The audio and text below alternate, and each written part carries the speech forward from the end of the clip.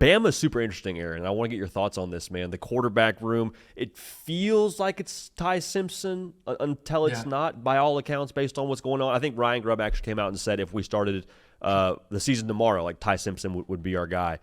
I'm not falling for the head fake that Bama's dead after a 9-3 year, Aaron. I don't buy it. I think the roster's too good. I think Kalen DeBoer is too good. I love they got Ryan Grubb in the fold, top 10 defense last year. Like, where are you at right now in Tuscaloosa?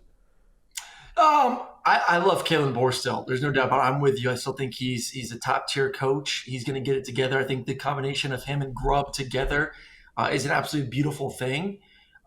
The quarterback position is still a question mark.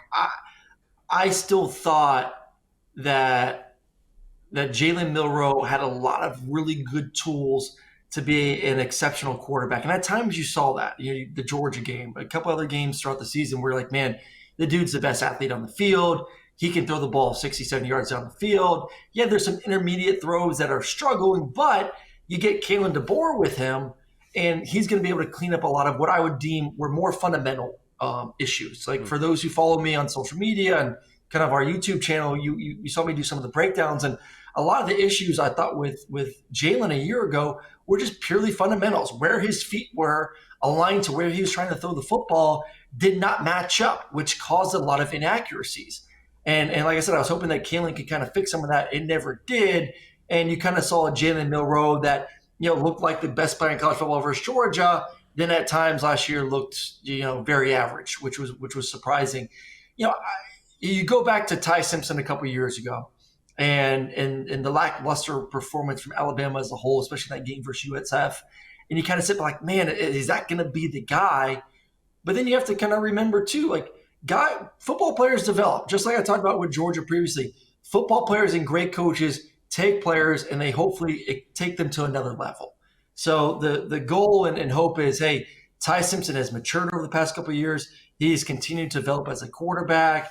Maybe he's a better schematic fit for Grubb and DeBoer and what they're trying to do.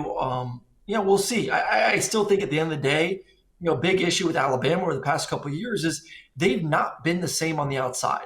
Ryan Williams is elite. Ryan Williams is probably the number 2 receiver in America. No, don't get me wrong. But when Alabama was great over the past 2 decades, they were either one of 2 things. Dominant offensive line with guys like Derrick Henry that would just run the ball and just beat you to death.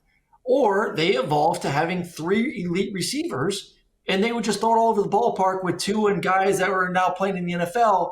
And then all of a sudden now you got to the point where Alabama offensively is like, well, they're not elite running the football. They're not blowing people off consistently at the offensive line position. And they're not elite or deep at the receiving position on the outside. It's like, what is their identity? Literally, they had an identity, and Saban did a good job of transitioning that identity from power to spread you out, throw the football.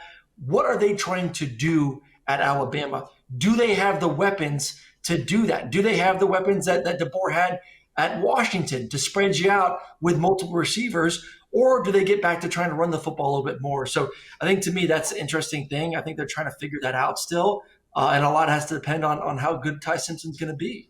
And I think what you just said is exactly why last year was so tricky to evaluate when it comes to what next year's going to be. Because Jalen Milroe, like you said, there's times where, dude, he's awesome. It's almost like playing golf. Like sometimes off the tee box, it's like, dang, that was sick. Like I am the best golfer alive. And then there's other times it's like a short putt to make it. And like Jalen Milroe, we're missing on there's a goal line fade against Tennessee, and he's just throwing it to the other team. I'm like, hey, like why is that not consistent enough? But to what I was saying a second ago, like Jalen Milroe with what he was as a passer, I don't know that Bama fans even got to see what they had in the receiving room. Like Jeremy Bernard very quietly had a great year last year. Ryan Williams, you mentioned, they bring in the kid from Miami, Isaiah Horton, who I think they're stoked about. Some freshman guys they're pumped about. So I think that's what makes me so intrigued by them. If Ty Simpson is a plus at quarterback, not just like keeps it even, status quo guy. But if he's like truly an elevator, like you mentioned before talking about Georgia and what that quarterback room needs, I think Bama has a roster and receiving core to really make some noise, and I think be like a national title contender. I really, really feel that way about Kalen DeBoer and that offense. Yeah. No, listen, I'm hoping so. DeBoer was put in a very difficult situation a year ago. There's no doubt about that, taking over for Nick Saban. And,